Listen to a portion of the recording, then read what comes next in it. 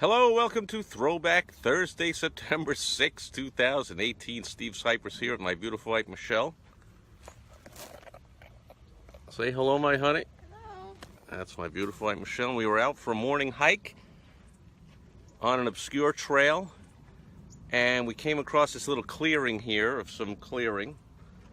And you can see behind me part of the clearing. I'm like, what's this? There's a little drawer in the rocks over here, and it says on it, Abraham Heschel. So we look at the old trail map. Hey, Chris, and apparently this is the Rabbi Abraham Heschel statue. It's supposed to be here, which I think would be on this rock here, if you can see it. So no statue. However, I don't know if you can see. Let's see if I can show you this.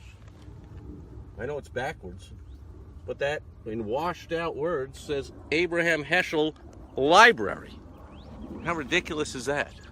And George is here, good seeing you. So we have a library here that looks like, I don't have my Abraham Heschel Library card. I don't know if I can enter here, and I don't, we have to be quiet, it's a library. Well, let's check it out. Let's just browse some of the bookshelves and see what they got. Oh, look!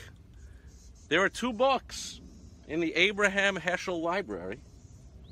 We'll reach in for the top one, and it happens to be The Wonderful Wizard of Oz by Frank Baum. I know because he is not a Chicago native, but he spent most of his life in Chicago.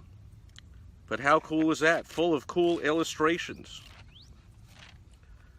So let's check out some of the illustrations that maybe you can see on the camera here. Look at this one. This is, see if I can get to it. I missed it. Oh, here it is. This is Dorothy and the crew, Scarecrow, Tin Man, Cowardly Lion, and Toto, going on a raft down the river. You remember that scene in the movie? I do not. And I think I watched it like everyone else every year for like 40 years. And so, what the heck? All kinds of new things. Frank Baum was an amazing adventurer, which I think that's where he came up with this. He was born in New York. When he was 26, he got married, and he moved, believe it or not, in 1870-something, or 82, I think it was. Back in the pioneering days, he moved from New York to South Dakota. Are you serious? That's a crazy thing to do. And he had just gotten married, so he started raising the family out there. And as the story goes, about 16 years later, he picked up the family. Well, to go back a little, his father, he loved writing when he was a kid, and his father actually bought him a printing press when he was 15. He started publishing. So when he got to South Dakota, he published a little local newspaper. Who knew? Covering the stories and writing his own stories. And but then he was like, this is crazy. Let's go to the big city. And when he, was 40 years old now, picked up his family and moved to Chicago. And that's where he wrote about 60 books, including The Wonderful Wizard of Oz, which is his second book ever. So the lesson here is for people that think, oh, I always wanted to write a book, or I wanted to start a blog or a podcast, or I want to do videos like Steve does every day. Just do it. Just get started doing it. See, his first book, no one ever heard of. Who knows? His other 59 books, no one knows. But his second book ever, one of the most famous stories of all time, right? And I, if you ask me,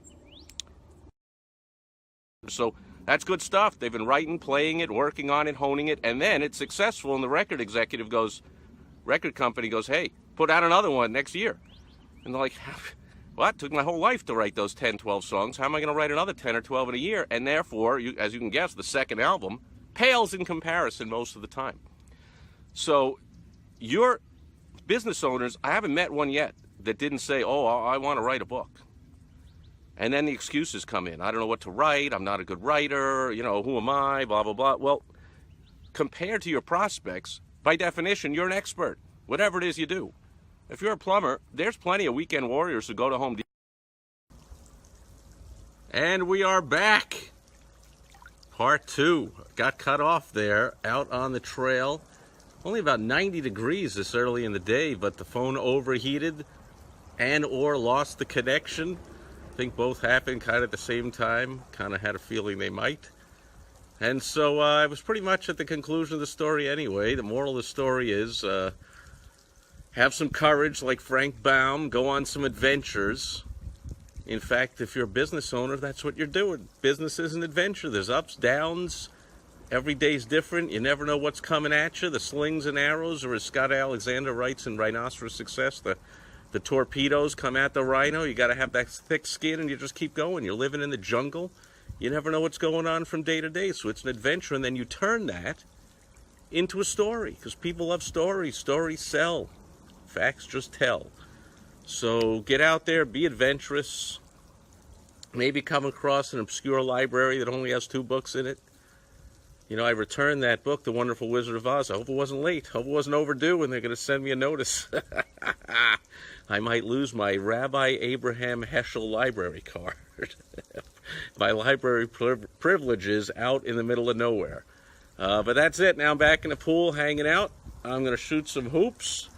And that's about it. Head in, and I got a fantastic day ahead of me here. I hope yours is too. I've been negotiating a bunch of major deals for my clients and me, and I'm pretty sure one big one for one of my, I was going to say one of my favorite clients. They're all my favorite clients. I love my clients.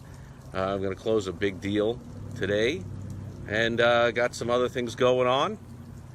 Recording in about an hour or so. Be recording this week's episode of the Lessons Learned from Donald Trump podcast. It'll be episode number 128. Weekly episode number 128. You can go to lessonslearnedfromdonaldtrump.com to peruse through the previous 127 episodes. My co-host Everett Farnell and I always have a ton of fun navigating the wild and wacky and always interesting and crazy world of Donald Trump and pulling out business lessons for you to help you grow your business and live the lifestyle you want. Joe is here. Great seeing you. That'll do it for Throwback Thursday. Get out there, and I love the comment I saw in part 1 from Phil Brakefield. Great point. At least write the first chapter, or write the table of contents. You know, list the subjects you're going to write about. Do something. Take some action. You'll find that it's what copywriters call a slippery slope. Once you get started, you'll want to go on. Just like when you read a book, right? If it's good and you read the first chapter, it's called a page turn. You want to go on. It's the same when you're writing. If the first chapter and you're enjoying it, suddenly you got started, got that inertia out of the way, you'll go on to chapter 2, chapter 3. Many ways to write a book. Connect with me if you want on Facebook, Twitter. Go to helpfromsteve.com. I'll help you. Today is Throwback Thursday. You'll have your book done by the end of the weekend for sure. And then it's just a matter of polishing it up and getting it ready to publish. But you can even get all that done in a week or two. So by October rolls around, you already have your book done, even if you haven't written one word of it.